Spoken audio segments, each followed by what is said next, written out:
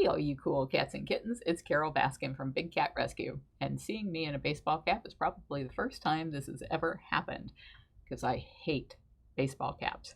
But I got this nice baseball cap sent to me by somebody that was ordering a cameo, and it was a prop, and my hair is just atrocious today. So I'm very thankful for this hat today. First off, we have some news at bigcatrescue.org/news. Somaliland, the demand for cheetahs as pets is leading to their extinction. There is one about the zoo's PR veteran debuts a children's book about a rescued tiger called Saving Mocha. The San Diego Zoo public relations veteran Georgianne Irving is now an author of children's book and is excited about the debut of her latest on a rescued tiger. Back to the cheetah, what they say is when they hear the cheetah is expensive, they're talking about people where the cheetah lives, they say, wow, we must catch them and sell them, Somaliland veterinarian Muse Sayad told NBC News in Hargeisa earlier this year. Somaliland Sun, a baby cheetah named Vicky, plucked from her mother when she was just a few weeks old, was among hundreds of big cats taken by traffickers to be sold as pets in Aliaga. That's sad.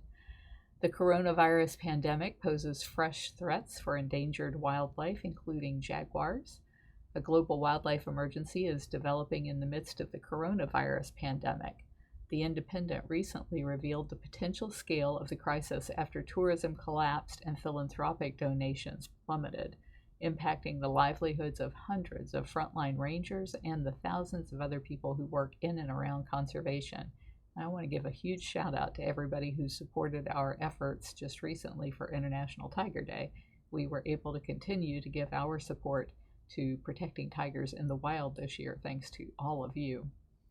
A lodge loses their defamation case against blood lions. Yay!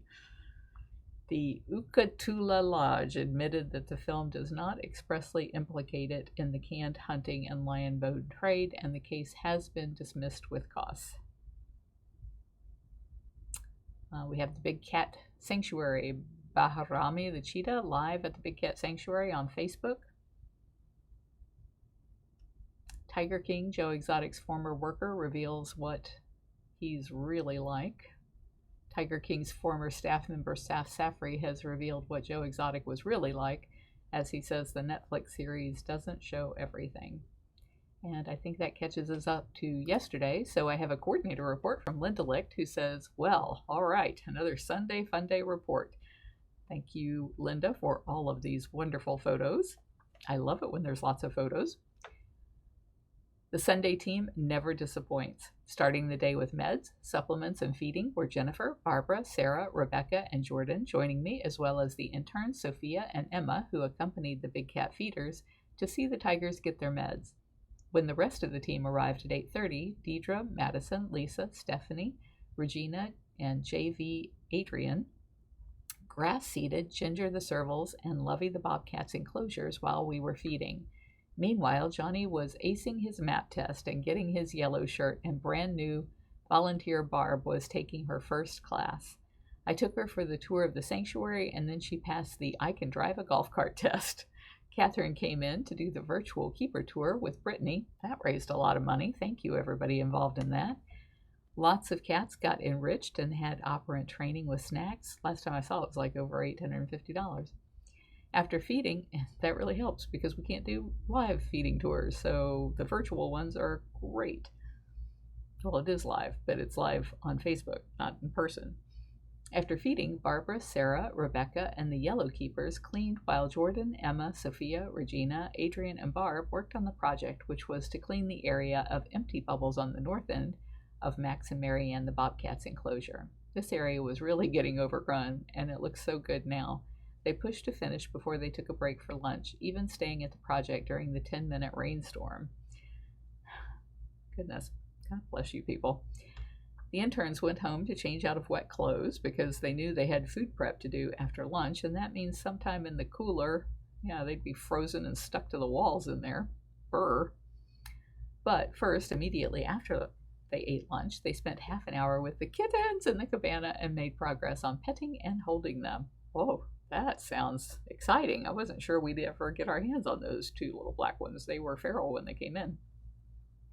When Dee Dee and Madison finished cleaning, I took them out for enrichment sign-offs. Dee Dee is now finished with that, so I gave her the feeding class. Yay, I love to see people advancing. After lunch, Lisa did her Sunday singing with the cats. She sang Killer Queen by the group Queen to our own Mighty Huntress Perfection Ocelot.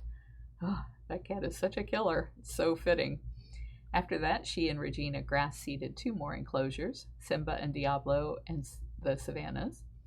Jordan took Lisa out for an enrichment sign-off to end her day.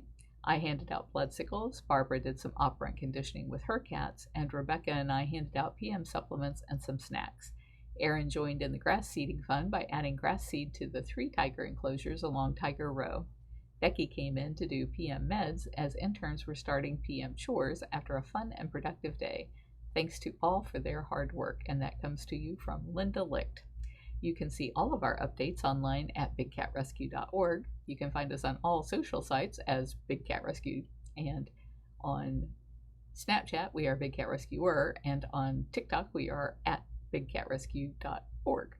Stay cool, cats.